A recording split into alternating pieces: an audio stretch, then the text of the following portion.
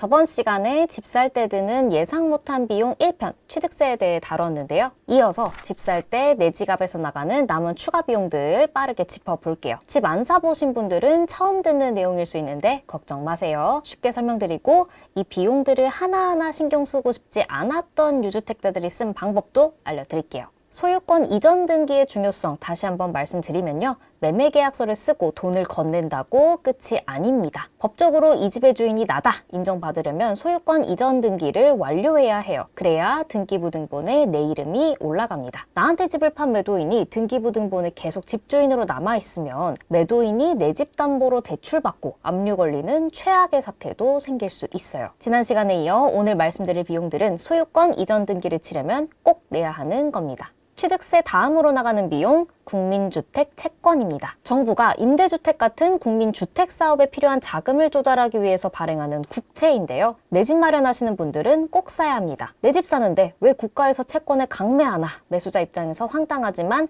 법이 그래요. 사실상 제2의 세금이죠. 내가 원하는 만큼만 살 수도 없어요. 시가표준액, 공시가격에 비례해서 채권을 매입해야 해요. 또 취득세처럼 시가표준액이 높아질수록 내가 사야 하는 채권 비율도 높아집니다. KB국민은행 표가 깔끔해서 가져왔는데요. 주택, 토지, 그 외의 부동산으로 분야가 나뉘어 있습니다. 상속증여도 예외 없고요.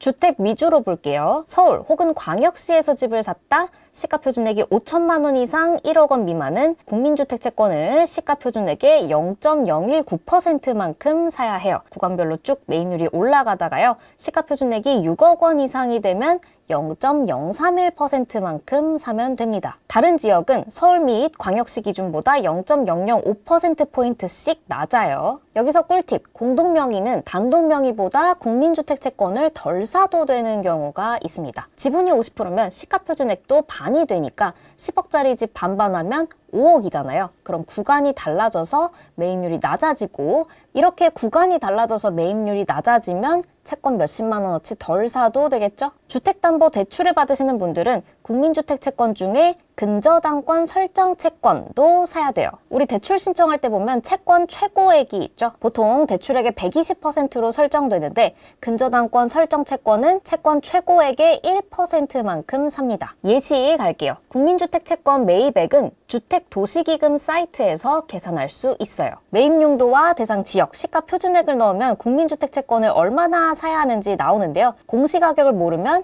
아파트 주소랑 단지명으로 검색도 하실 수 있습니다. 제가 마레프, 마포레미안 푸르지오 전용 84 한 채를 산다고 합시다. 지금 실거래가가 25억 원 정도고 공시가격은 11억 7천만 원이네요. 이걸 대입해서 계산하면 저는 국민주택 채권을 3,627만 원어치 사야 합니다. 지금은 규제 때문에 안 되지만 만약 대출 10억을 받아서 채권 최고액이 12억으로 잡히면 1,200만 원을 더해서 총 4,827만 원어치를 사야 해요. 아찔하죠?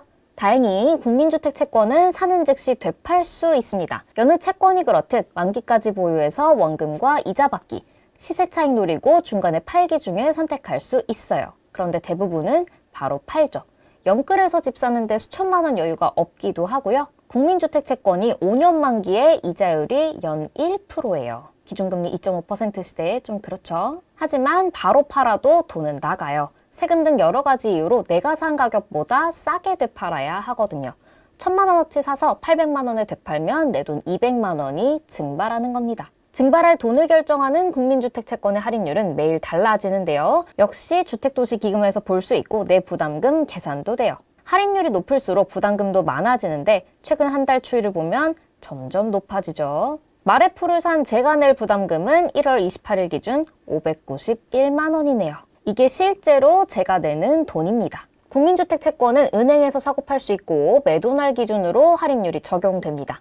혹시 만기까지 갖고 계실 분은 온라인 말고 은행 창구로 가시고요. 채권 매입 영수증을 꼭 받아서 소유권 이전 등기할 때 제출하세요. 남은 소소한 비용들 빠르게 갈게요. 정부 수입 인지, 부동산 매매 계약서를 쓰는데 붙는 즉 인지세를 냈다는 증표입니다. 네, 집 사면 세금 파티예요. 계약서에 적힌 거래가 기준이고요. 1억 초과 10억 이하는 15만 원, 10억 초과 주택은 35만 원 내야 합니다. 정부 수입 인지는 우체국이나 은행에 가서 받아도 되고요. 요즘은 전자발급도 많이 받으세요. 포털에 정부 수입인지 검색하면 전자발급 사이트가 나옵니다. 주의할 점, 종이로 받은 거 잃어버리셔도 재발급 안 되고요. 온라인에서 출력할 때 프린터 고장나면 재출력 안 돼요. 35만 원 날릴 수도 있으니까 만전을 기하세요. 진짜 마지막으로 소유권 이전 등기를 신청할 때 붙는 등기 신청 수수료 증지대가 있습니다. 서면 신청하면 18,000원, 전자표준 양식으로 신청하면 15,000원. 참고로 전자표준 양식은 온라인으로 정보 다 입력한 걸 뽑아서 등기소 가서 내는 방식입니다. 전자신청이 제일 싸긴 한데 이것도 등기소에 미리 방문해서 실명 확인을 해야 하는 번거로움이 있어요. 이제 집 살 때 소유권 이전 등기 비용을 총정리해 볼게요. 무주택자인 제가 마레프 9평을 25억, 대출 10억 받아서 샀다고 하면요. 먼저 취득세, 지방교육세 총 3.3%로 8,250만 원 나가죠.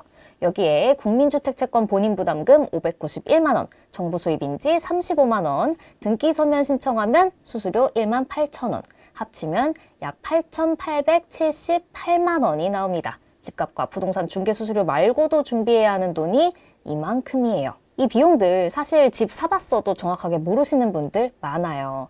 주담대를 받으시는 분들은 은행이 지정한 법무사가 비용 계산하고 납부도 대행해 주거든요. 물론 수수료는 받고요. 대출 없이 집 사는 분들은 셀프 등기 하실 수 있지만 이걸 다 준비하기는 쉽지 않아서 역시 법무사 많이 쓰세요. 중요한 건 소유권 이전 등기 비용이 많게는 수천만 원까지 나오는 만큼 미리 꼼꼼하게 따지고 자금을 여유 있게 준비하시라는 겁니다. 집 살 때 또 다뤄줬으면 하는 부분 있으면 댓글로 남겨주시고요. 그럼 다음 시간에 만나요.